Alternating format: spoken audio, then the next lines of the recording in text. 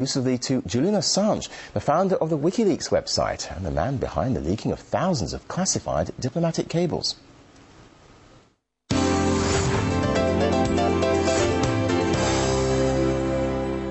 Julian, thanks for talking to RT. Now, through the course of your work, it's reasonable to assume that you have some insight into how political decisions are being made. What do you make of the recent events in the Middle East and North Africa? Do you think that we're seeing genuine social unrest, or are we seeing some kind of orchestrated revolt? And if so, who do you think is behind all this? Well, there's genuine change in some parts of the Middle East. I mean, Egypt is a clear case. I was concerned at the beginning of the Egyptian revolution as to whether we just saw a changing of the chairs and a maintenance of the same existing power structure, or whether something really different was happening. But after Mubarak fled Cairo, you saw mini-revolutions occurring in every institution within Egypt, from Alexandria to Cairo. So that's the sort of change that's hard to undo. Now, what's happening in some other countries is a bit different. So the situation in Libya clearly has the involvement of state actors in it from many different areas. That's something that's being driven by state actors. Now, it is normal for neighbouring countries to have interconnections with each other. The activists in different countries, families in different countries, businesses in different countries, and the states from neighbouring countries. That's normal. When outside forces from very, very far-flung countries start to take an aggressive role in a regional affair, then we have to look a bit more and say that what's going on is not normal. So what's happening in Libya, for example, is not normal. And social networking, what role do you think sites like Facebook and Twitter have played in the revolutions in the Middle East? How easy would you say it is to manipulate media like that? Facebook in particular is the most appalling spying machine that has ever been invented. Here we have the world's most comprehensive database about people, their relationships, their names, their addresses, their locations, their communications with each other, their relatives, all sitting within the United States, all accessible to US intelligence. Facebook, Google, Yahoo, all these major US organizations have built-in interfaces for US intelligence. It's not a matter of serving a subpoena. They have an interface that they have developed for US intelligence to use. Now, is it the case that Facebook is actually run by US intelligence? No, it's not like that. It's simply that US intelligence is able to bring to bear legal and political pressure to them, and it's costly for them to hand out records and one by one, so they have automated the process. Everyone should understand that when they add their friends to Facebook, they are doing free work for United States intelligence agencies in building this database for them. Let's talk about other latest sort of WikiLeaks cables that have been released. They show the UK as a haven for extremism, with at least 35 Guantanamo detainees having at least passed through the UK. Is the UK still a haven for terrorists? I don't know if it's still been a haven for terrorists, but it is certainly a haven for oligarchs and former regime dictators that have come here. I mean, you remember the famous Pinochet trial for the extradition of Pinochet from the UK, which the Thatcher resisted, incredibly using a lawyer that is involved in trying to extradite me from the United Kingdom. Now, part of that is perhaps good. It's an example of true liberalism in the United Kingdom. Everyone come here, we'll protect you. On the other hand, there does seem to be a disconnect between, is it really supporting free speech activists like me who come to the UK, but on the other hand, it is supporting people like sons of Gaddafi. And the Guantanamo information, why has WikiLeaks released it now? I mean, it seems sort of to be after the fact. Is it because Obama has recently announced his re-election campaign, and obviously closing Guantanamo was one of his main election promises? Well, there's a number of reasons why we've released it now. The primary one is that we are a small organisation, a very committed one, And last year we came under extraordinary attack. All these things continue to go on, and so they really dampen down our ability to move quickly and publish quickly. The timing is good. Obama has given up on closing Guantanamo and has decided to reopen the trial process.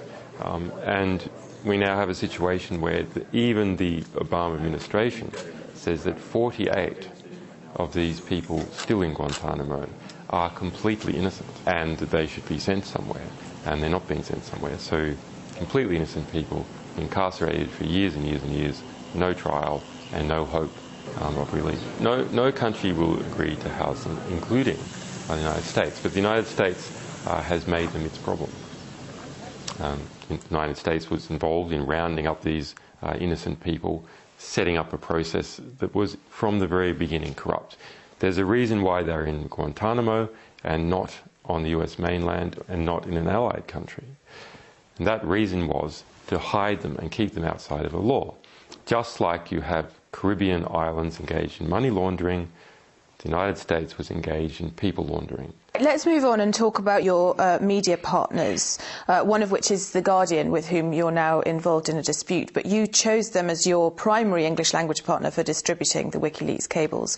And now Guardian journalists have published this book on WikiLeaks, which you say is an attack on you.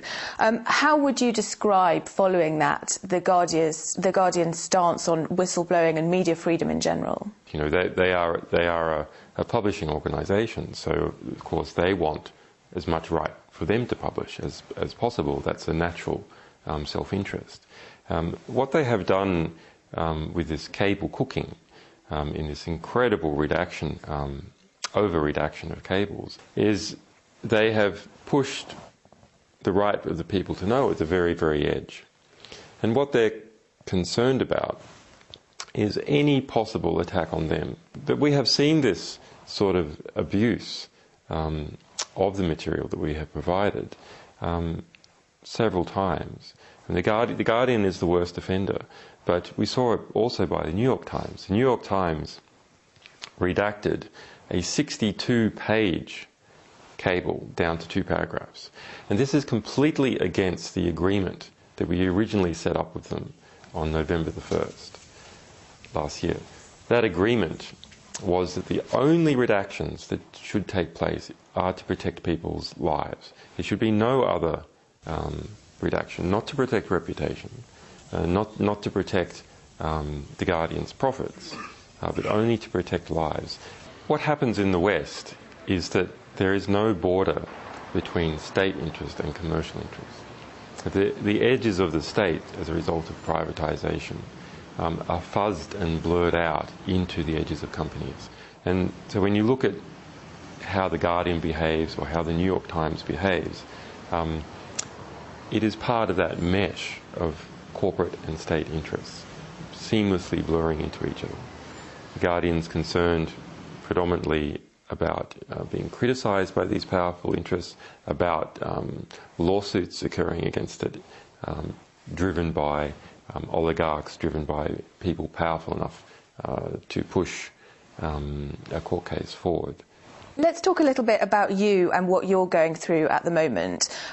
You are currently fighting extradition to Sweden. What are your fears should you be extradited there? The problem is in 2 parts.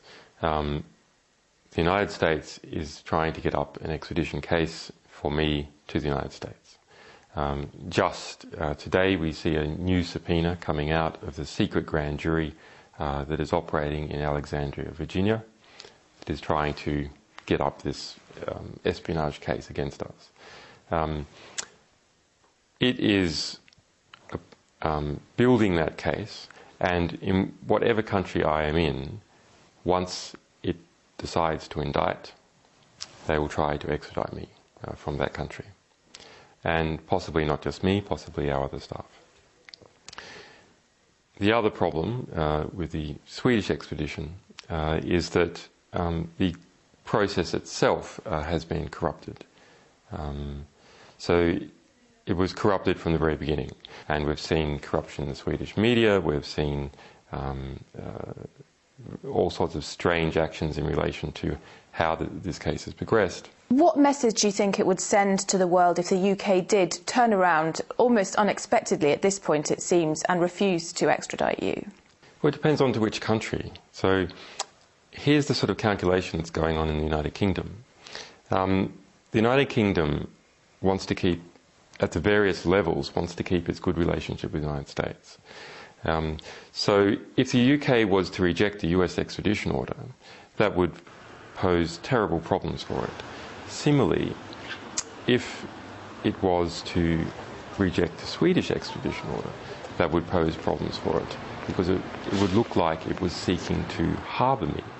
And this is the sort of difficult situation that Afghanistan faced, where it appeared that it was harbouring bin Laden, and as a result there was an aggressive response. So any country which appears to be harbouring us, as the United States is trying to conduct its aggressive response, faces political pressures. If the United Kingdom does attempt to extradite me to the United States, then it faces a difficult position politically, which is the bulk of the people in the United Kingdom support us. And finally, Julian, who do you consider to be your number one enemy? Our number one enemy is ignorance.